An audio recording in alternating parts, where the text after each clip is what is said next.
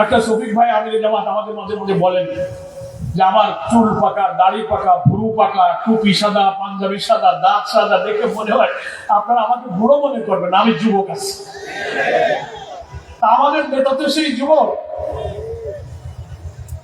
তিনি ওই দিন বসে থেকে যে ৬-৭ মিনিট বক্তৃতা করেছিলেন, এখনো দেখবেন অনলাইনের ভিডিওতে আছে, দেখেছেন? তিনি বলেছিলেন আমার মৃত্যুর যে নির্ধারিত সময় আছে তার ১ মিনিট আগেও আমি মরবো না। আলহামদুলিল্লাহ, কি দৃঢ়তা! তিনি বলেছেন যুবকরা আমার ভাই, বৃদ্ধরা আমার ভাই, আমি সব বন্ধুদের ভাই, আমি শিশুদের বন্ধু। মহান আল্লাহ তাআলার ইচ্ছায় বাংলাদেশের মানুষ যদি আমাদেরকে রাষ্ট্র ক্ষমতার দায়িত্ব দেয়, আমরা যদি রাষ্ট্র গঠন করতে পারি, আমরা শাসক হব না, আমরা সেবক হব। তিনি বলেছেন আমরা সব যুবকদের কর্মসংস্থান করব। দুনিয়ায় এবং বাংলাদেশের কোন রাজনৈতিক দলের নেতা এমন বক্তব্য কোনদিন রেখেছে? উনি ওই দিন বলেছিলেন আমরা যদি রাষ্ট্র ক্ষমতায় যাই, চেক করে দেখবেন অনলাইনে বক্তৃতা আছে, জামাত ইসলামী যদি ক্ষমতায় যায়, জামাতের কোন মন্ত্রী, কোন এমপি সরকারি গাড়ি, সরকারি বাড়ি, সরকারি ফ্ল্যাট, সরকারি প্লট গ্রহণ করবে না। শুনেছিলেন আপনারা বক্তব্য?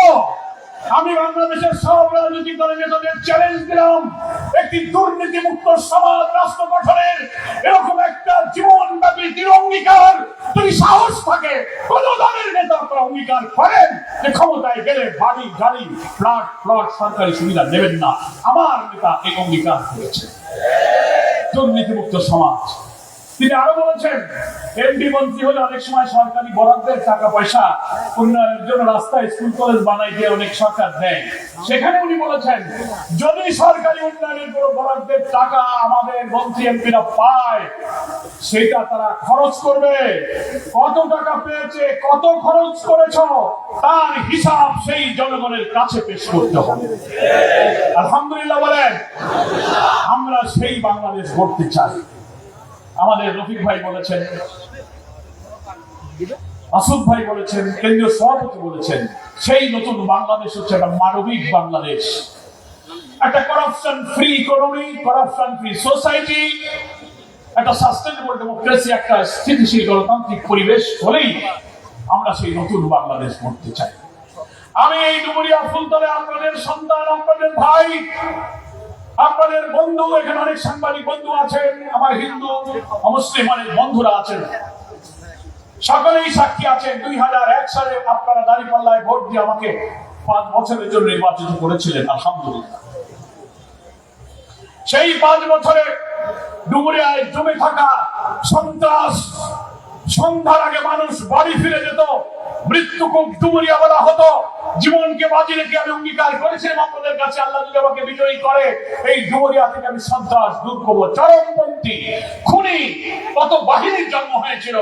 পার্লামেন্টে দাঁড়িয়ে আমি বলেছি, স্বরাষ্ট্রমন্ত্রীর কাছে গিয়েছি, পুলিশ প্রধানের কাছে গিয়েছি, এই ইউনিয়নের প্রত্যেকটি ইউনিয়নে পুলিশ ক্যাম্প করে র্যাব, পুলিশ, সেনাবাহিনী, যৌথ বাহিনীর সাহায্য নিয়ে এই ডুমুরিয়া থেকে আমরা সন্ত্রাস মুক্ত করেছিলাম। মনে আছে আপনাদের? আর একটা কথা বলেছিলাম, উন্নয়ন, স্কুল, কলেজ, রাস্তাঘাট, বিদ্যুৎ, পানির টিউবওয়েল, গভীর নলকূপ, মন্দির, মসজিদ, শ্মশান, অবকাঠামোগত উন্নয়নের অঙ্গীকার করেছিলাম। 5টা বছরে, আজ থেকে সেই 20 বছর আগের কথা, সেই সময়ের 1 টাকার মূল্য কত ছিল? 350 কোটি টাকার উন্নয়নের কাজ আমরা করেছিলাম। মনে আছে আপনাদের? কত টাকা, কোন কাজে কত পয়সা খরচ করেছি আমরা বই ছেপে ডুমুরিয়া ফুলতলার মানুষকে সেই উন্নয়নের হিসাব দিয়েছি। আপনারা সেই বই দেখেছেন? কোন স্কুলে কত টাকা, কোন রাস্তায় কত টাকা, কয়টায় টিউবওয়েল, কোন মন্দির মসজিদের নাম দিয়ে দিয়ে 5 বছরের উন্নয়নের ফিরিস্তিয়ার হিসাব আমি জনগণকে পেশ করেছি।